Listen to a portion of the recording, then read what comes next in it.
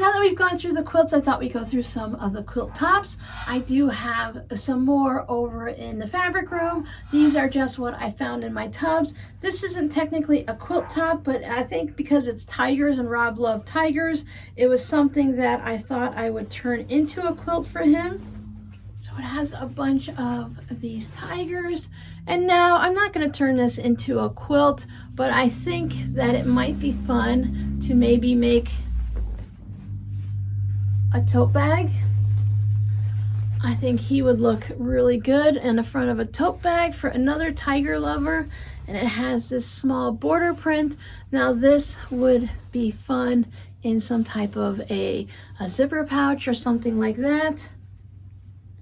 I thought like, oh, maybe handles for the tote bag, but I think you would ruin it. You wouldn't get the whole look of it. So this panel has 2, 4, 6, 8 of the tigers. And it looks just like you're getting 4 of each. So 1 of the big close-up and 1 of them walking. I have a little section in the fabric bookcase that I keep the panels, so I will just add this to that section.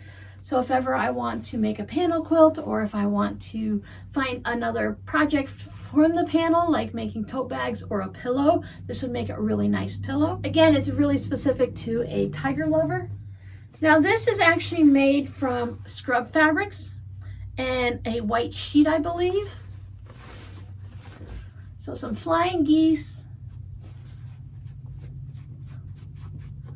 some pinwheels. But these are definitely scrubs. I actually remember wearing the gray ones and the green ones when I worked in the hospital at different times over the years as a housekeeper.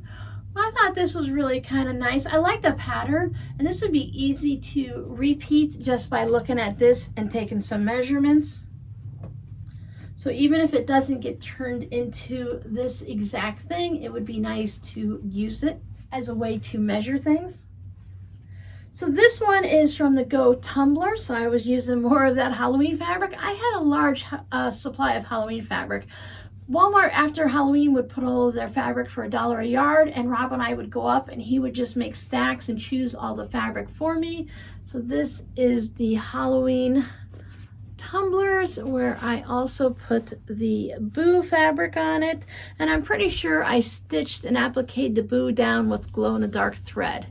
I was really into glow-in-the-dark thread at one point. It was really fun. I like things. I love a quilt that glows in the dark. I have a Halloween quilt on my bed right now with some glow-in-the-dark blocks. And if that wasn't enough, let's make a second one. This one doesn't have any appliqued ghosts on it.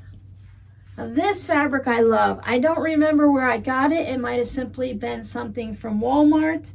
But this is got a whole bunch of flowers on it. It's a fun Hawaiian style project. It's like the rail fence where you just do 3 and then you flip it over. So you cut your fabric the width of fabric if you have yardage, and then if you do 3 of them, it will be 6 inches with a 1/4 inch seam cut at 2.5 inches wide. And then I think this might have been, maybe it was a jelly roll, I don't know. But then you just cut it however wide your strip set is, you cut squares out of it, and then you just flip-flop them. So you have all of this. So this is definitely a nice size lap quilt. Fold it wrong sides together to protect those seams. Here's a close-up of the fun fabrics. I know I saved some of those fabrics to either use it for the binding or to make something else. We were making a 4th of July style quilt one year. So this, I believe, is supposed to be twin size with the red, white, and blue. And you have that star center. And it's all the same, all the way down. And this is when I figured out how to do the sashing. So look at that, they almost line up perfectly, close enough. But this has more of the I-spy fabric. I wanted something a little bit different. And I thought I was so creative and such a rebel that I made circles. And I appliqued them down to solid fabrics and did it in a checkerboard fashion. And I just made a colorful little lap quilt type thing. Yes, I thought I was so fancy then. And these are definitely raw edge. I just did a straight line stitching all the way around. Oh, that is really fun fabric. So as part of that I-spy swap, I did several of them. We did 4.5-inch squares, 3.5-inch squares, 5-inch squares. I joined several of them because all you had to do is go to Joann's or go into your stash, and you only needed, so if you were doing the 5-inch swap, you go to Joann's and you get a 6-inch strip of fabric because you can't trust them to cut them at 5 inches.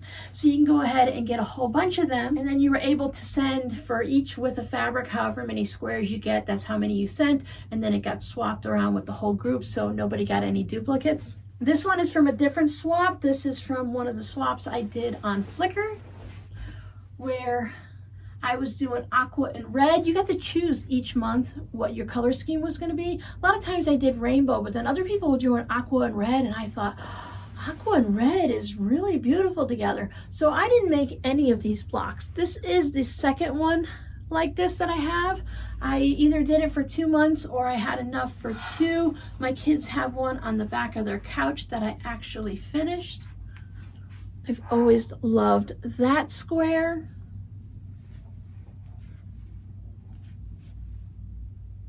So this was a lot of fun. I really loved doing swaps back then. It got a little bit harder after a while because now it gets to be a little bit expensive to be sending anything in the mail. This was a Christmas string swap we did, and the reason I haven't finished this one is because we were required to sew it onto a foundation fabric, and it just makes it very heavy before you even, I mean, you don't have to put batting in these, you can just put a backing on it, but I like to have batting in it for that extra bit of warmth and stuff, but it just makes it too stiff and heavy feeling. But I loved doing these swaps. I actually finished a quilt like this. I think on that one we put it on paper and not on the foundations, but it was really fun to do.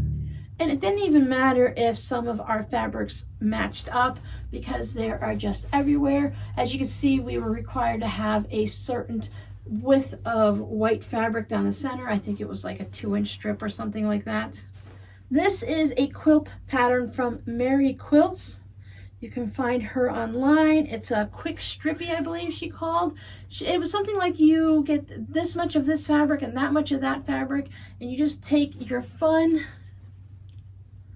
fabric and you make extra wide ones, and then you have a contrast little strip and then a wider solid color. So whatever fabric you had for your main novelty print, you would just get some coordinating fabrics to go with it.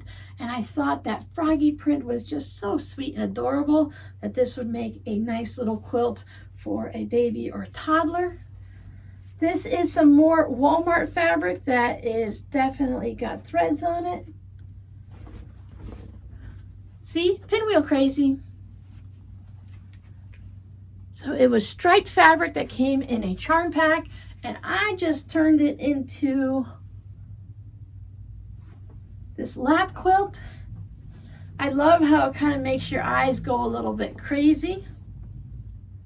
Some of my pinwheels made it, some of them didn't, but they are so close.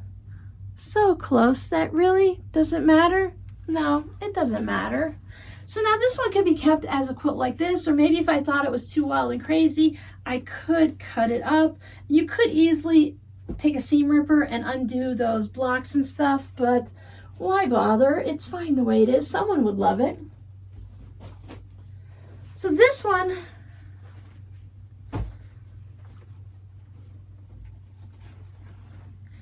I was using the pink John Deere fabric, and I thought it would be great with black.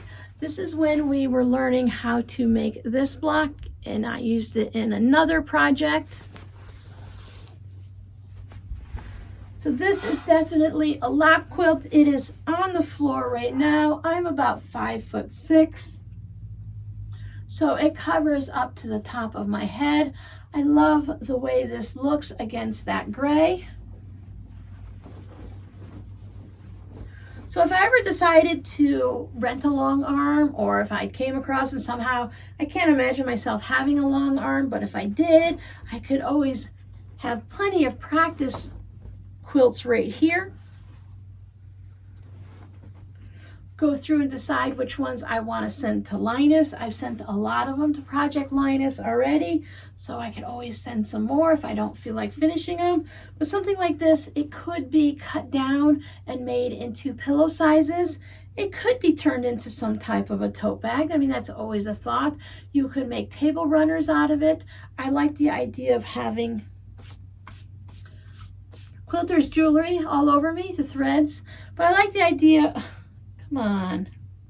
I like the idea of it like it is, or turning it into pillows. You can turn it into curtains too. Now I have some extras here. I'm not really sure. I don't remember the story behind it. Probably just leftover blocks that I stitched together into some type of a table runner. But I could see this could easily become a sewing machine mat. That could become some type of a bag.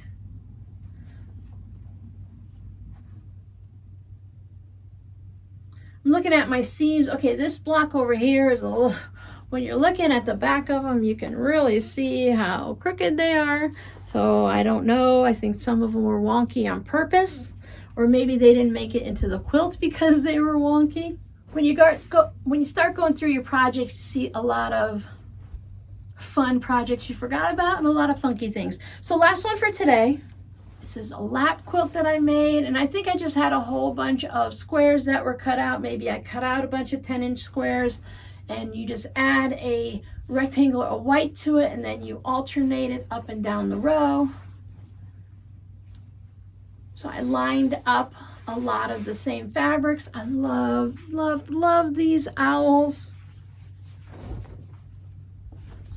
There's some of that blue turquoisey looking stuff. And some hearts. So I thought that was just a fun quilt to make. So thanks for hanging out with me today. Your scrappy word for today is wonky, because you know sometimes wonky is good. It's not always a bad thing.